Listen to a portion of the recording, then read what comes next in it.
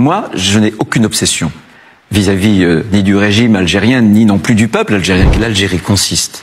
Assalamu alaikum chers spectateurs et bienvenue sur Islam Aïcha. Aujourd'hui, nous allons analyser les récentes déclarations du ministre de l'Intérieur français, Bruno Retailleau, concernant l'Algérie et les relations franco-algériennes. Ces propos, qui s'inscrivent dans un contexte de tensions diplomatiques, méritent une analyse approfondie à la lumière des principes islamiques de justice et de dignité humaine, tout en tenant compte des réalités politiques et sociales françaises. Dans cette vidéo, nous décrypterons ces déclarations, leur contexte politique, nous proposerons une lecture critique fondée sur les enseignements de l'islam, et nous évoquerons les implications de ce discours pour la communauté musulmane en France.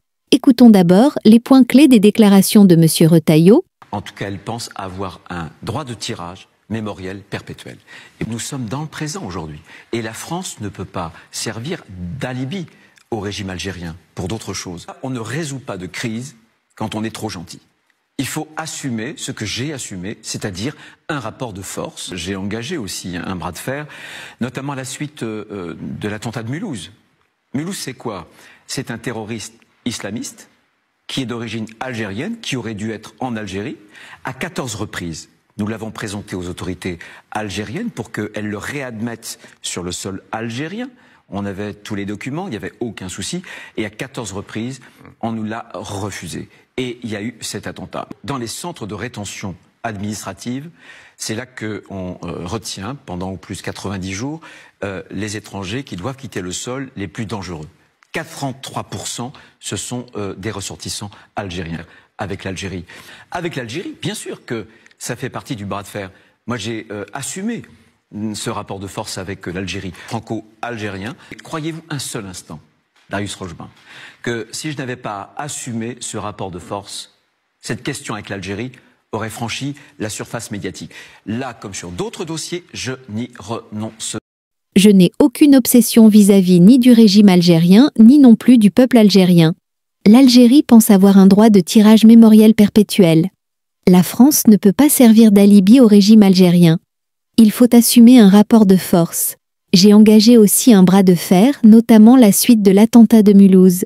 C'est un terroriste islamiste d'origine algérienne.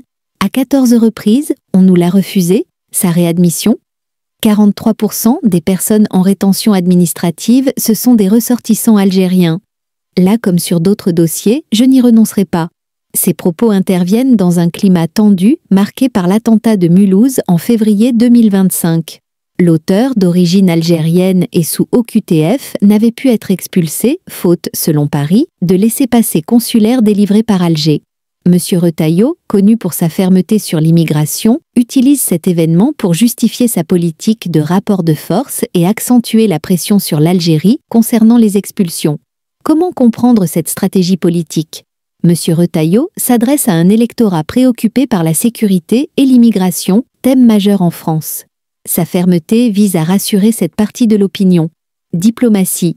C'est une tentative d'imposer la volonté française à l'Algérie sur le dossier sensible des expulsions dans une relation bilatérale déjà complexe. Question mémorielle. L'expression « droit de tirage mémoriel » tend à minimiser la responsabilité historique de la France coloniale, un point de friction constant avec l'Algérie. L'attentat est instrumentalisé pour lier immigration et terrorisme, justifiant ainsi un durcissement des politiques migratoires. Du point de vue islamique, comment analyser ces déclarations? Le rapport de force versus la justice. L'islam prône la justice et l'équité dans les relations internationales, même avec des adversaires. Le Coran dit « Et que la haine pour un peuple ne vous incite pas à être injuste. Pratiquez l'équité, cela est plus proche de la piété. » 5-8. Un rapport de force pure risque l'escalade et l'injustice. L'amalgame islam par terrorisme. Qualifier l'auteur de terroriste islamiste contribue à un amalgame dangereux. L'islam condamne le terrorisme. Le Coran est clair. Tuer un innocent équivaut à tuer l'humanité entière. 5-32. Stigmatiser toute une religion pour les actes d'un individu est une injustice qui nourrit l'islam, insiste sur la dignité de chaque être humain. 17-70. Si les États régulent l'immigration, cela doit se faire dans le respect des droits fondamentaux. Les causes profondes des migrations, parfois liées au passé colonial, doivent aussi être considérées. L'islam encourage la reconnaissance de la vérité historique. Minimiser les souffrances du passé colonial nuit à une réconciliation sincère. Quelles sont les conséquences de ce type de discours? Il renforce les stéréotypes négatifs sur les musulmans. Il peut justifier des politiques discriminatoires. Il nuit au vivre ensemble et alimente la suspicion. Nous comprenons les préoccupations légitimes en matière de sécurité. L'islam accorde une grande importance à la protection de la vie. Cependant, ces préoccupations ne doivent pas conduire à des amalgames injustes. Aux musulmans de France, nous disons « Restez fidèles à votre foi et à vos principes de justice et de compassion. Soyez des citoyens actifs et engagés. Face aux discours stigmatisants, répondez par l'exemplarité et le dialogue. Comme nous l'enseigne le Coran, repousse le mal par ce qui est meilleur. 41-34. En conclusion, ces déclarations révèlent des tensions politiques profondes mais soulèvent aussi des questions éthiques cruciales. Une approche basée uniquement sur le rapport de force et l'amalgame est dangereuse. Nous appelons à rejeter fermement les amalgames et la stigmatisation. Traiter la question migratoire avec humanité et justice. Aborder la question mémorielle avec honnêteté. Privilégier le dialogue et le respect mutuel entre la France et l'Algérie.